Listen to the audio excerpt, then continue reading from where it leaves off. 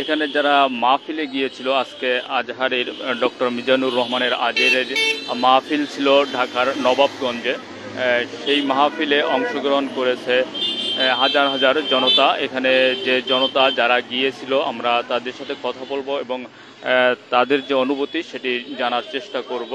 আলহামদুলিল্লাহ, আলহামদুলিল্লাহ, লাখ লাখ মানুষ, আজহারী সাহেবের মাহফিল, লাখ লাখ মানুষ এসেছে। অত্যন্ত শান্তিপূর্ণ পরিবেশে মাহফিল শুরু হয়েছে। দেশ স্বাধীন হওয়ার পরে থেকে এত লোকের সমাগম এই ঢাকা জেলার এই অংশে আমরা কখনো দেখিনি। মাহফিল 10টা থেকে শুরু হয়েছিল আর আনুমানিক 4:30টা দিকে শেষ, 4:30 কিংবা 5টা দিকে শেষ হয়েছে। অনেক মানুষের সমাজ অগণীয়, যা বলা অসম্ভব।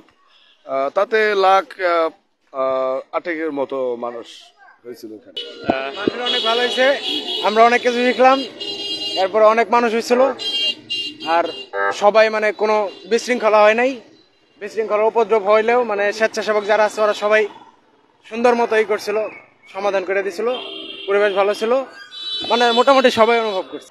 অনেক ভালো লাগছে, লাইফে ফার্স্ট টাইম তাকে দেখছি, খুব ভালো লাগছে, আমাদের খুব ভালো লাগছে।